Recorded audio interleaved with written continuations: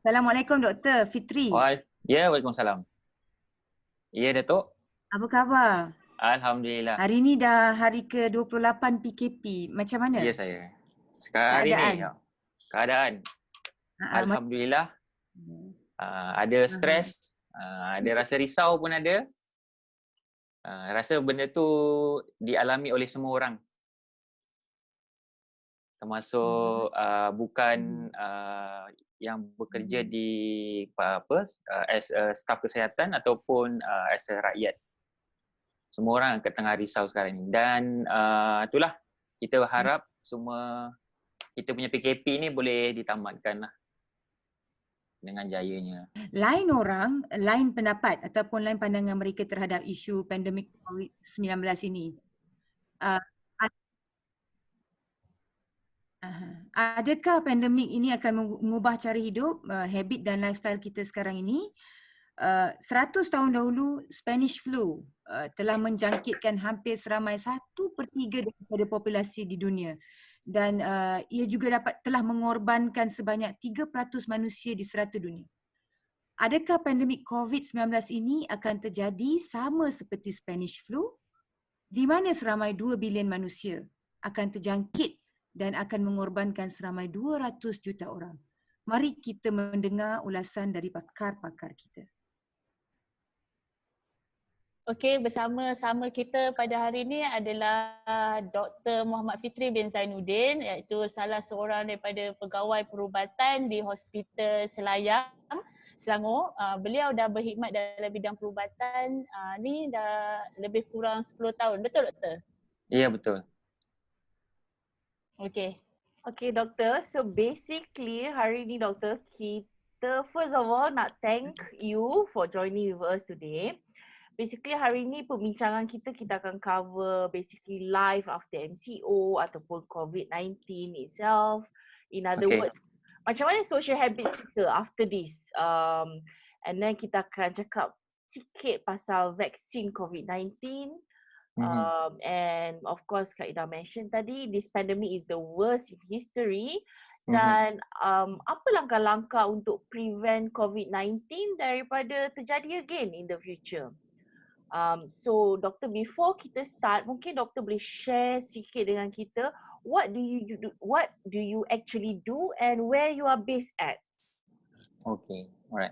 So pertama sekali terima kasih kepada anda semua kerana menjemput saya dalam sesi interview ni. Jadi saya share apa yang saya telah alami dan yang saya lihat dan juga dialami oleh rakan-rakan saya semualah. Jadi saya berada di Hospital Selayang, mostly as a frontliner juga, dan not a solely frontliner yang bertugas di hadapan, di barisan hadapan.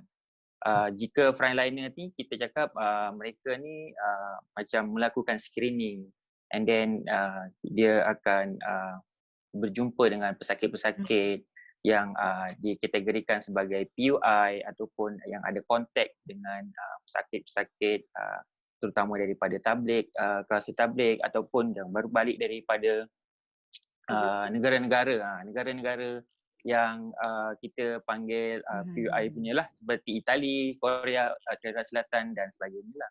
Jadi mereka-mereka ini yang frontliners ni yang selalunya terdedah dengan risiko-risiko bahaya, iaitu risiko jangkitan lah, risiko jangkitan yang kita tak nampak.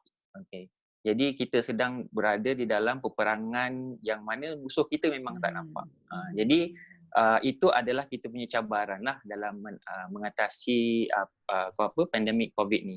Jadi bahagian saya di sini kita ditugaskan untuk menjaga mental dan psikososial para staf kesihatan lah sendiri. Dan juga medical only. What about patient, cover tak? Kita cover juga untuk di sini di Hospital Selayang itself, bukan dikategorikan sebagai hospital COVID lah. Hospital COVID yang sedia ada, yang kita tahu adalah seperti Hospital Sungai Buloh, PPUM, Hospital Permai. Jadi hospital selain itu yang bukan daripada COVID ni, kita membantu hospital-hospital lain. Daripada segi macam kita melihat pesakit-pesakit yang bukan COVID lah. Jadi sekiranya pesakit yang kita rasa yang PUI ataupun yang kita suspect that patient ni ada kontak dengan pesakit COVID, jadi kita akan melakukan screening ni lah, ambil swab semua, dan sekiranya ada simptom-simptom seperti macam susah bernafas, demam, sakit tekak dan memerlukan rawatan yang selanjutnya, kita akan admitkan dahulu sehingga dia punya keputusan sampel tu positif. Sekiranya positif, baru kita akan hantar ke hospital-hospital yang COVID ni lah, macam Hospital Sungai Buloh. Doktor, what about you mentioned earlier, doktor cover psikologi kan? Jadi, berapa ratio orang breakdown because of COVID on daily? Okay. Now kita punya data ni tak complete lagi. Tapi roughly dalam satu minggu maybe dalam 1 atau 2 orang saja yang di hospital Selayang itself lah yang ada macam maksudnya ada severe breakdown. Dia breakdown ni boleh dikategorikan dalam macam sama ada mild, yang ringan, yang pertengahan dan juga severe lah. Jadi yang mereka yang ada moderate to severe, yang mereka inilah yang kita akan melakukan intervensi lah. Macam kita akan bagi counselling, kita akan tanya basic needs mereka macam tu. Dan semua orang yang mild ni bukan yang mild untuk dia punya psychological severity ni, tak semestinya yang mild ni tidak memerlukan intervensi lah. Jadi kita akan monitor jugalah mereka. How do you see mana yang mild, mana yang severe? Kita melakukan macam saringan lah. Kita akan melakukan saringan. Terutama sekali mereka-mereka yang yang di-deploy ataupun akan menjaga ward-ward COVID. Contohnya yang pertama, mereka-mereka yang ada kontak PUI, kemudian mereka yang suspek lah dan confirm COVID-19. Jadi mereka inilah yang macam dia punya risiko psychological impact tu tinggi lah.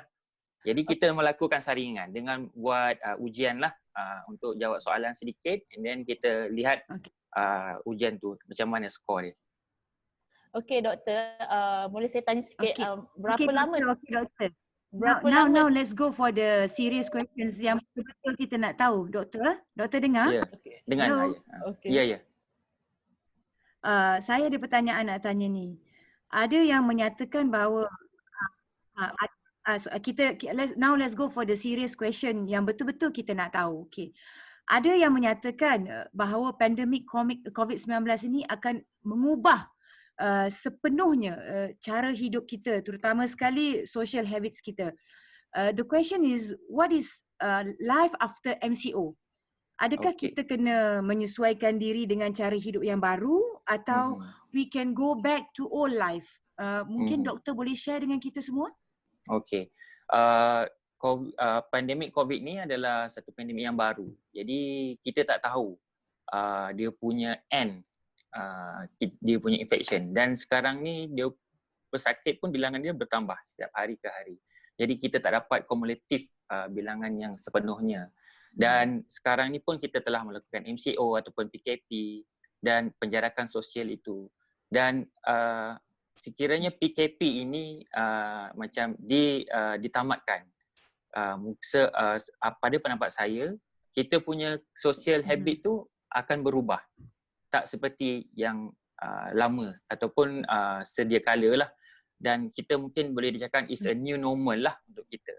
Sebab dalam masa PKP ni contohnya penjarakan sosial, kemungkinan lepas PKP ni kita akan melakukan penjarakan sosial juga.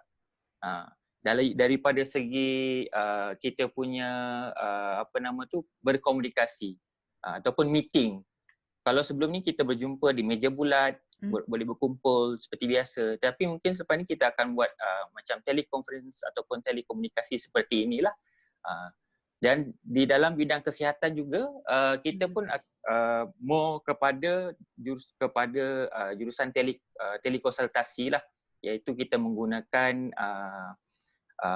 medium seperti ini macam Zoom, Skype untuk kita berkomunikasi. How long will this last? Bermakna doktor, benda ni akan berlanjutan seberapa lama? Berapa lama benda ni akan berlanjutan? Okey, itu kita tidak dapat nak menjangkakan. Kita terlalu subjektif. Kita tak boleh sebab musuh kita ni memang tak nampak. Jadi kita tak tahu macam mana. And then vaksin pun kita tak jumpa lagi. Kita punya rawatan yang untuk merawat kita punya COVID-19 pun masih dalam proses pekajian. Jadi untuk kita nak menamatkan COVID-19 ini adalah satu macam memerlukan satu usaha yang tinggi lah. Jadi jarak jangka masa tu kita tidak dapat pastikan dengan sebetul-betulnya lagi lah. Okey doktor, ada soalan lagi ni.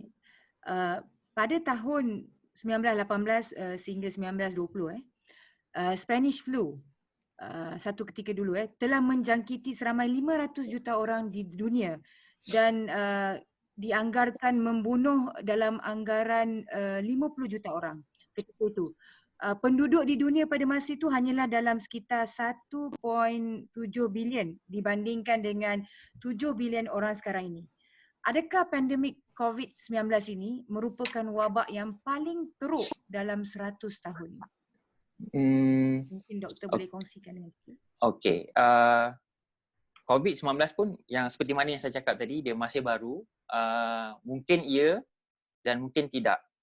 Sebab bilangan sepenuhnya kumulatif tu tidak dapat yang kita dapat total lah, secara totalnya lagi.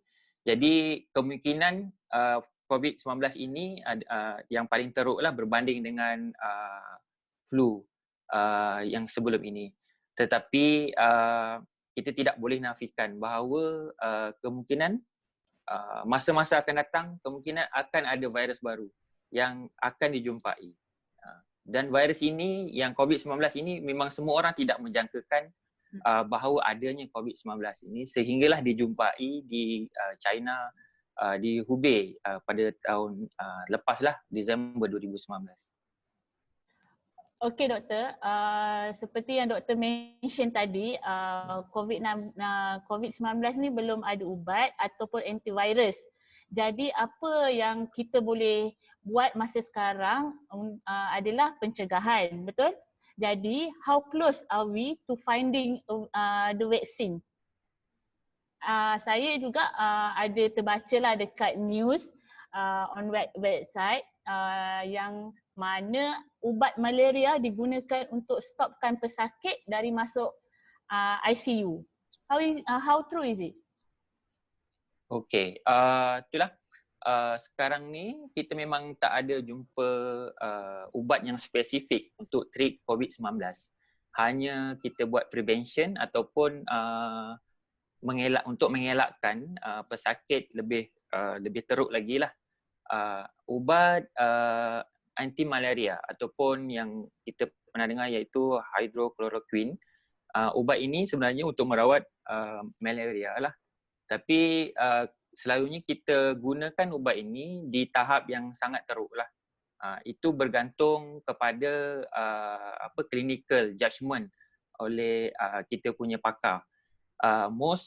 Formusnya terutamanya kita selalunya merawat pesakit-pesakit ini melalui daripada segi clinical symptom lah. Symptomatic treatment kita buat rawat. Sekiranya macam dia susah nafas, kita bagilah bantuan pernafasan seperti itulah. Kita tak ada spesifik ubat yang kita rawat dan 100% akan clear macam itu. Dan vaksin sekarang ni kita tengah tunggu daripada dalam in research lagi, dan kemungkinannya mengambil masa bertahun, sama ada setahun, 2 tahun, kita tidak tahu, sehingga kita menjumpai vaksin itu tersebutlah. Dan apa yang kita lakukan, yang boleh kita lakukan adalah mengelakkanlah daripada jangkitan itu berlaku, iaitu seperti mana yang kita nasihatkan, antaranya kita membasuh tangan, hand sanitizing, penjarakan sosial, batuk beretika lah, cara beretika macam itulah. Tapi Okay. doktor, bagaimana virus ni terjadi sebenarnya? Dan actually apa langkah yang kita boleh ambil untuk mengelakkan benda ni, insiden ni terjadi dalam masa yang akan datang? There's also stories yang you dah kena COVID-19, you boleh kena lagi sekali, betul tak? How do we avoid all that? And is this virus really new ataupun dah wujud sebelum ni? Sebelum ni kita tahu we have Ebola, we have a lot of the Spanish flu that Zaida mentioned earlier. Is this different or is it the same? Okay, so coronavirus ni sebenarnya dah lama wujud. Macam mungkin pernah dengar SARS kan, SAR, Severe Acute Respiratory Syndrome lah, yang ada masa tahun 2003 tak silap saya. Itu pun coronavirus juga. Yang COVID-19 ni adalah coronavirus tapi berbeza strain. Dia seperti macam dia ada bapa tetapi dia ada anak yang berbeza-beza lah. Macam anak A, B, C, D. Itu COVID-19 ini adalah macam anak kepada coronavirus. So that's why ini strain ni adalah strain yang baru dijumpai pada tahun lepas di China itulah 2019, dan mereka namakan sebagai COVID-19 ataupun SARS-CoV-2 lah. Okay. So how do we Okay, prevent doktor, this from kalau happening kita again? kalau kita tengok kan ramai yang dijangkiti tu yang berumur 50 tahun ke atas memang susah untuk nak diselamatkan. Kenapa terjadinya keadaan seperti itu ya doktor? Jadi daripada segi perubatannya, yang kita lihatlah statistiknya, kebanyakan pesakit COVID boleh menjangkiti sesiapa saja.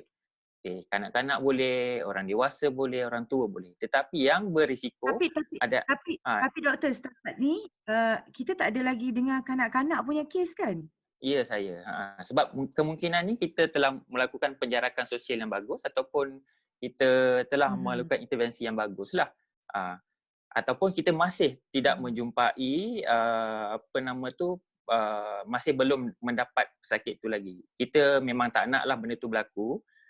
Dan doktor, even pets can get COVID-19, isn't it? Tapi mengikut WHO, haiwan ataupun pes memang tidak boleh menjangkiti COVID-19 ni tidak menjangkiti pets lah. That's daripada WHO sendiri. Dan kenapa mereka yang berumur 55 ke atas, orang tua, tapi mereka ni orang tua, mereka yang ada sakit seperti kecil manis, darah tinggi, sakit jantung dan sistem imunisasi yang rendah, dia senang terdedah kepada penyakit COVID ni. Bukan penyakit COVID ni sahaja, mana-mana jangkitan kuman pun akan senang dijangkiti lah. Jadi yang kita risau ni pada mereka-mereka yang dalam golongan yang berisiko tinggi ni. That's why kita nakkan masyarakat atau rakyat semua patuh dengan kita punya PKP ni dan untuk memutuskan rantaian itu tersebut lah. Supaya kita punya family ataupun orang ramai tidak tidak dijangkiti dan menyebabkan kematian kelak lah. Okay, doktor, before we go, one very last question. Currently, what is the situation like in the hospitals all around Malaysia? Semua hospital di Malaysia sekarang ni saya lihat bekerjasama di antara satu sama lain lah. In terms of kita punya requirement of staff. Sekiranya hospital COVID ini tidak macam kekurangan staff, kita akan membantulah daripada melalui macam tolong staff sendiri. Kalau staff daripada hospital bukan COVID, kita akan deploy kepada hospital COVID. Seperti itu. Kerana selalunya mereka yang bekerja di hospital COVID ni ataupun dia punya rotation dia tidak boleh melebihi 2 minggu ataupun 3 minggu macam tu. Kita akan rotate lah supaya supaya mereka ni tidak terdedah dengan jangkitan COVID dan mereka punya psychological tidak terjejas dengan lebih teruk lagi lah. Okey doktor, mungkin yang terakhir doktor mahu bagi pesanan kepada seluruh rakyat Malaysia tentang bagaimana nak menjaga diri, menjaga kesihatan dan keselamatan. Satu pesanan terakhir daripada doktor.